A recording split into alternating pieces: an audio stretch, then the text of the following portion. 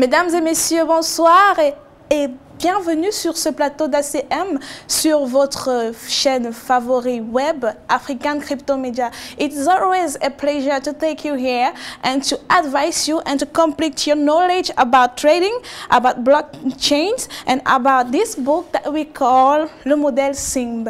Aujourd'hui, nous allons être focus sur les emplois que peuvent générer les crypto-monnaies. Et nous n'allons pas aborder un sujet pareil sans toutefois être accompagné de quelqu'un qui s'y connaît. Mais bien sûr, nous avons voulu compléter la dernière partie de l'auteur de cet ouvrage car il a semblé être insatisfait de la dernière réponse à la dernière entrevue que nous avions eue avec lui. Il s'agit bien du docteur Moumi Debakoundji qui nous parlait de l'économie numérique et de ses apports dans l'économie classique. Pour vous retrouver sur la dernière question, nous vous proposons cet extrait et nous revenons juste après.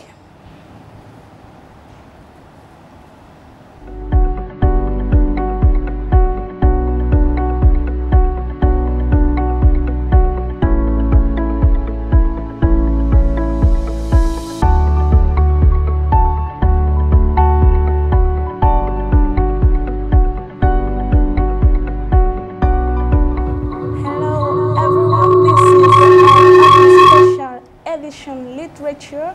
We had an interview with the Dr. Moumi Debakoundji. Nous avons parlé de son livre, Le modèle SIMB.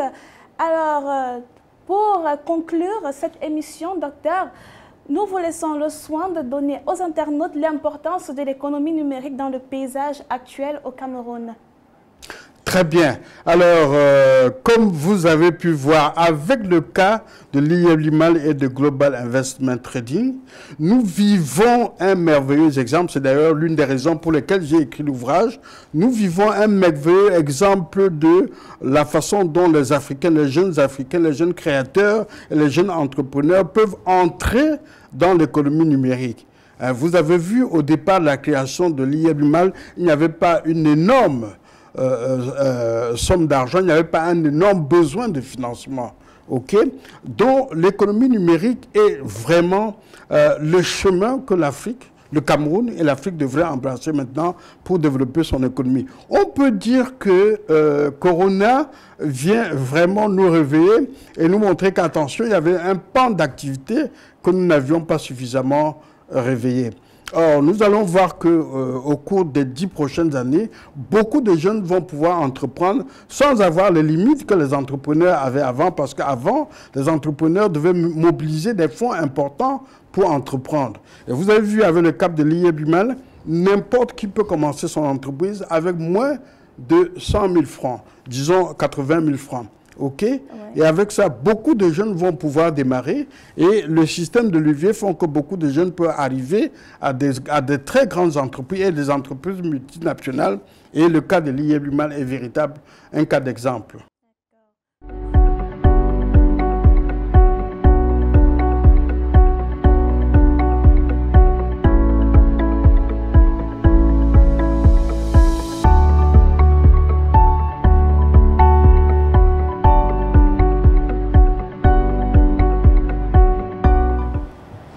Welcome back on the stage of literature. If you catch us just now, we are on African Crypto Media and this is the session of literature. Et la dernière fois, vous avez adoré son passage, vous avez aimé ses réponses. Il est aujourd'hui encore avec nous pour plus de détails concernant les emplois que peuvent générer la crypto-monnaie. Docteur Moumi, bonsoir. Bonsoir, mademoiselle Raissa. It's a great pleasure to have you in our midst. Oui, merci infiniment. Ok. La dernière fois que nous avons été sur ce plateau, vous avez semblé assez insatisfait de votre réponse concernant l'apport numérique dans le paysage actuel économique. So why do you think about cryptocurrency? What do you think that cryptocurrency has so much to give right now? Parce que vous avez semblé pour vouloir apporter un peu plus de détails la dernière fois. Donc nous vous donnons encore l'occasion de nous dire ce que vous pensez à propos. Très bien, merci infiniment, Larissa. En fait, il y a beaucoup de choses à dire sur le modèle SIM ou la crypto-monnaie en elle-même. Et aujourd'hui, je tenais à partager avec nos auditeurs, avec les jeunes Camerounais, les jeunes Africains, le fait que la crypto-monnaie est un phénomène de création d'emplois et de création de richesses. Et ça, la dernière fois, on n'avait pas pu aborder cet effet. Alors, il est très important que les jeunes comprennent que nous sommes dans l'ère de l'économie numérique et la crypto-monnaie est un gros facteur de création. Comment se fait-il? Regardez un peu le début de l'IABIMAL Global Investment Trading. En 2017, en fin 2017, il y avait à peine 2000 personnes intégrées dans le système de l'IABIMAL. Aujourd'hui, nous sommes 18 000. Okay? Ça veut dire que ce système-là, la crypto-monnaie et les systèmes qui vont avec la crypto-monnaie sont de véritables machines de création d'emplois. 18 000 personnes en moins de 3 ans, c'est beaucoup. Le but aujourd'hui, c'est montrer que la crypto-monnaie en elle-même n'est pas comme la monnaie traditionnelle que nous avions vu par le passé. La crypto-monnaie a généré un ensemble d'autres activités. Par exemple, dans le minage. Aux États-Unis et dans les pays développés, il y a d'énormes entreprises, une grosse industrie de minage de crypto-monnaie. Parce que la crypto-monnaie se mine. OK? Oui. Donc, et ces entreprises-là génèrent beaucoup d'emplois. OK? Ce n'est vraiment pas comme les monnaies avant qui étaient émises par les banques centrales et conduites exclusivement. Aujourd'hui, il y a dans le minage et ensuite, il y a l'activité de trading. Vous allez voir que maintenant, dans le monde entier, et surtout en Asie, il y a d'énormes plateformes de trading, comme Binance, que vous connaissez bien, et comme Syntrace, que nous avons au Cameroun. Voilà un autre pan d'activité où il y a beaucoup de jeunes et beaucoup d'ingénieurs qui sont en train de créer des emplois et des activités pour les jeunes. Et puis maintenant, en dehors du minage et du trading, il y a le management et le marketing même des crypto-monnaies. Oui.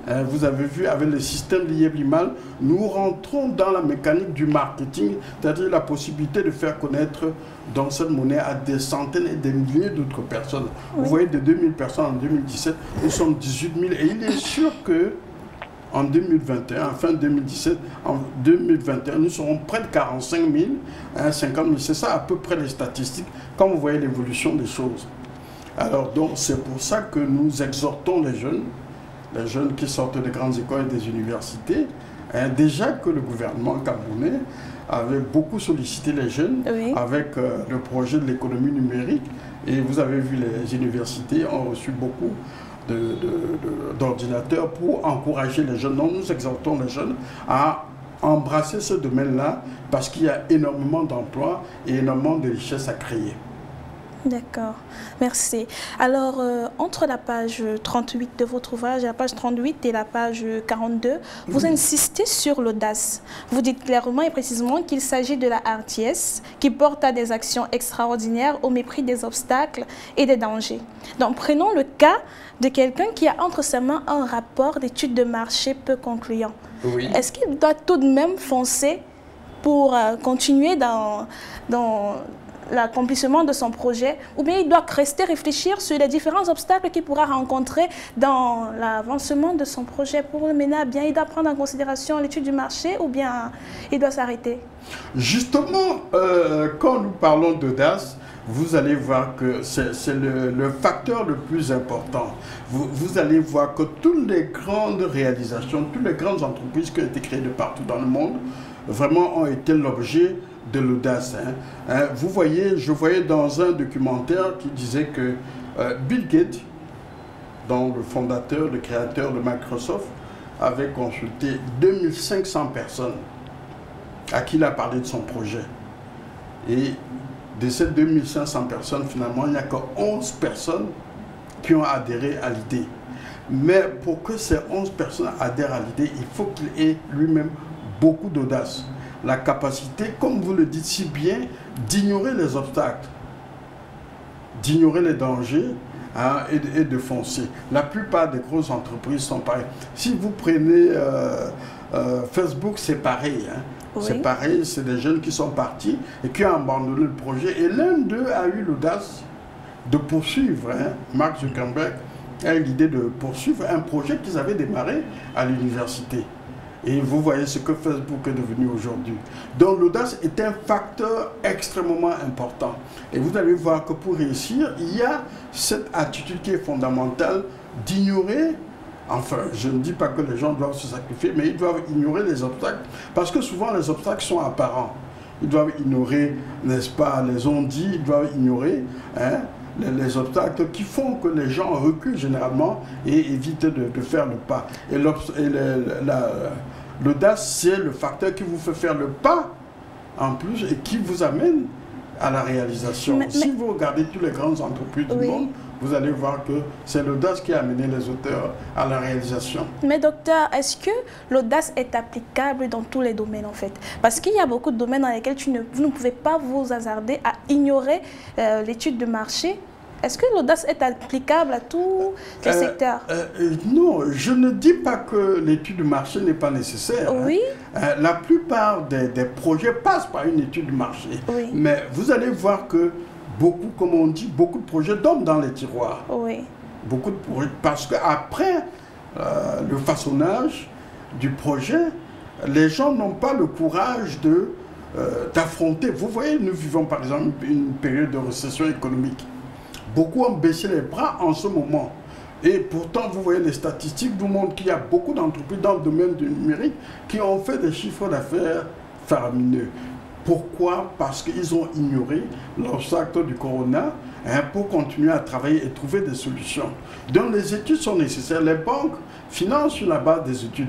Mais j'ai commencé, comme vous le savez, ma vie par la banque. Mais vous allez voir que généralement, ce n'est pas les plus bons dossiers qui sont financiers, mais c'est les personnalités, n'est-ce pas, des créateurs ou des initiateurs qui amènent le banquier à prendre la décision.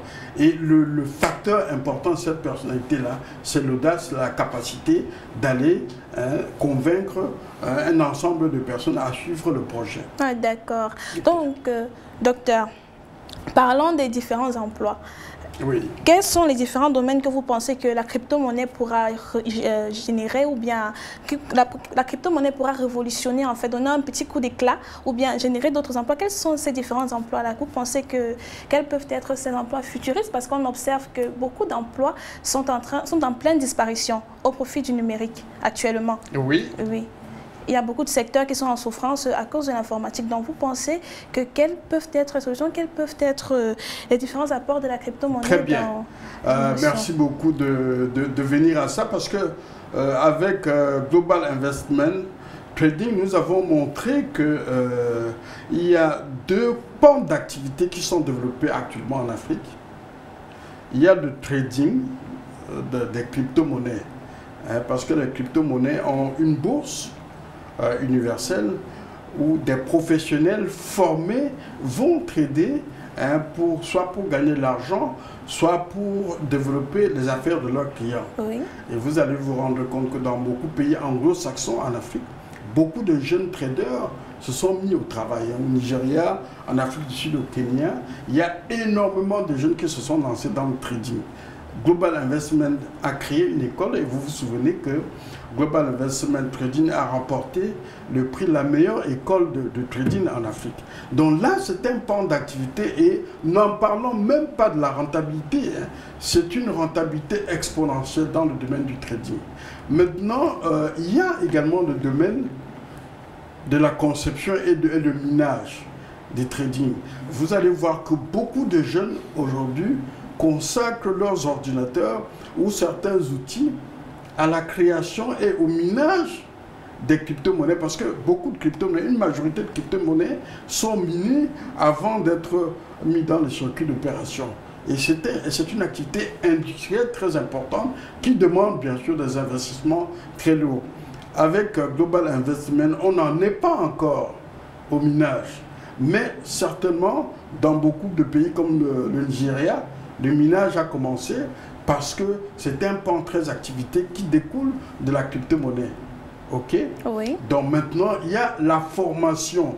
Beaucoup d'universités, j'ai été sollicité par 2 universités ont compris qu'il faut mettre en place des formations, ok, Oui. pour permettre à des jeunes de comprendre la genèse de la crypto-monnaie et de comprendre l'opérationnalité de la crypto-monnaie dans les affaires et dans les activités. Et en cela, Global Investment Trading a également innové en créant un centre de formation qui est destiné aux jeunes. Il y a 2 centres de formation. Il y a un centre de formation qui est gratuit, qui est destiné aux jeunes. Et ça, vraiment, c'est quelque chose qu'il faut saluer chez Global Investment. Et un centre de formation payant pour les traders. Donc, autant d'activités qui se génèrent. Les universités, maintenant, vont créer des filières de formation et qui vont permettre à des centaines de milliers d'autres jeunes universitaires de s'orienter dans le domaine de la crypto-monnaie et de l'économie numérique. Donc, autant d'emplois qui sont générés. Je pense que vous êtes au courant que la Chine vient d'opter de créer une crypto-monnaie nationale, officielle. Pourquoi? Parce que la Chine s'est rendue compte qu'avec la crypto-monnaie, elle va générer un autre champ d'activité qui va permettre à la Chine de faire relancer son économie et voire même d'influencer l'économie américaine, l'économie européenne et l'économie africaine. Mais docteur, si un internaute veut sortir de ce programme inspiré, quel conseil pouvez-vous donner dans, je veux dire, quelle inspiration d'emploi classique actuellement qui est en pleine disparition? Quel est l'exemple que vous pouvez donner comme emploi, par exemple les professeurs ou on observe que beaucoup d'étudiants sont en train de faire des cours par ordinateur. Ils n'ont pas besoin d'un professeur physique, par exemple.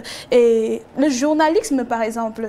Et on observe qu'il y a plus de médias en ligne et beaucoup de gens ne s'intéressent plus trop. Ils s'intéressent de moins en moins au journal normal au profit du journal numérique. Donc, je veux que vous puissiez dire aux internautes quel style d'emploi, quel style de carrière ils peuvent embrasser s'ils se tournent vers la crypto-monnaie. Très bien. Comme nous sommes dans le domaine du numérique, je peux suggérer à beaucoup de jeunes de commencer d'abord à apprendre à créer des startups de crypto-monnaie. Exactement ce que Global Investment est en train de faire maintenant. Pourquoi? Parce que les startups de crypto-monnaie ou des startups de marketing de crypto-monnaie limitent les risques. Oui. Parce que c'est un domaine qui est délicat pour les non-professionnels et délicat pour les néophytes. Ok, donc le marketing ou les startups de crypto-monnaie fonctionnent sur des modèles qui sont déjà conçus et qui permettent aux jeunes de gagner de l'argent sans prendre le grand risque, que l'on a lorsqu'on va directement sur le marché de la crypto-monnaie, lorsqu'on va à la bourse de la crypto-monnaie. Donc, c'est que les jeunes apprennent à créer leur start-up. En créant leur start-up, ils ont également le potentiel de développer leur start-up parce que si vous avez vu l'effet multiplicateur des liens qui sont créés par l'IA-Limal. Aujourd'hui, vous avez des milliers d'emplois qui sont créés au Burkina Faso, en Angola, à Madagascar, au Sénégal et au Mali. Okay? Les jeunes qui créent leur start-up ont également le potentiel de faire ce genre de développement international avec les liens que crée l'IA-Limal. C'est vraiment quelque chose de fabuleux. Donc moi, je conseille aux jeunes de se former dans le domaine du trading, dans le domaine du marketing, et de faire leurs premières armes, avant de passer plus tard dans le domaine du trading, qui est générateur vraiment d'importants revenus, mais qui est également un domaine à risque. C'est pour ça que Global Investment a créé une école à part, un centre de formation à part, pour ceux qui veulent prendre le risque vraiment de trader. Oui. Donc gardons la bonne leçon que la Chine vient de nous donner en créant sa crypto-monnaie, parce qu'elle a compris que la crypto-monnaie va créer un pan d'activité qui va générer des revenus, des richesses et un ensemble d'opérations internationales. Right. Thank you. This leads us to the end of this session. We close this program right after this transition.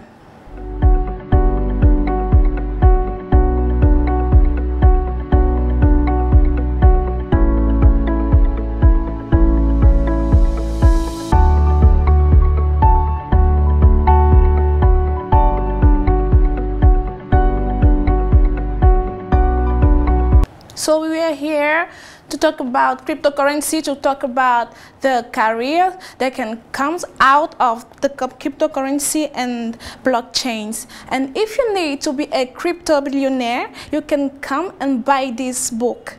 Sérieusement, ce livre est un vrai guide pour celui qui a envie de réussir dans la crypto-monnaie et réussir tout court dans la vie parce que c'est une vraie inspiration. Et il est écrit dans ce livre qu'un vrai leader est un bon lecteur. Donc si vous voulez l'obtenir, il est disponible sur les plateformes l'e-market et vous pouvez également contacter le numéro qui s'affiche au bas de l'écran pour l'obtenir.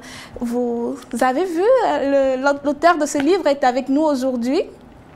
Il va vous donner un petit aperçu du livre pour 1 minute, hein, pour leur donner l'envie de l'acheter pour qu'on puisse procurer. Bien entendu, comme vient de vous dire la jeune interlocutrice, attention, ce livre est véritablement un guide, hein, un guide qui vous amène pas à pas à comprendre comment l'IEBLIMAL Global Investment a commencé. Et un guide qui vous montre comment commencer vraiment de zéro pour arriver à héros, pour emprunter l'expression de l'autre. Alors, mais en même temps, le livre vous indique, attention, les facultés intrinsèques, les facultés personnelles qu'il faut développer parce que n'allez pas penser que c'est toujours très facile hein, de créer une entreprise. Même dans le domaine de la crypto-monnaie, nous devons posséder les qualités de manager, de leader. Et le livre a l'avantage de vous indiquer quelles sont les qualités personnelles qui ont été développées par le leader Émile Parfait-Sim pour arriver à cette réussite extraordinaire. C'est très heureux parce que nous partons pas d'un modèle comme à l'université, mais nous partons d'un modèle réaliste, d'un modèle qui existe et qui a mis en place un ensemble de qualités, un ensemble d'aptitudes, un ensemble d'attitudes pour devenir le leader de ce grand groupe qui merci docteur, merci. Merci pour ce mot, merci. Et j'espère que beaucoup d'internautes viendront et accourront pour obtenir ce livre. Vous êtes très inspiré par ce programme. Vous pouvez également revenir sur la précédente intervention du docteur Moumi en vous connectant et en vous abonnant sur nos pages Facebook et YouTube. Vous pouvez également revoir tous les programmes que propose African Crypto Media. Quant à nous, nous vous donnons rendez-vous à la semaine prochaine. Surtout, restez connectés à l'information. Plus tard.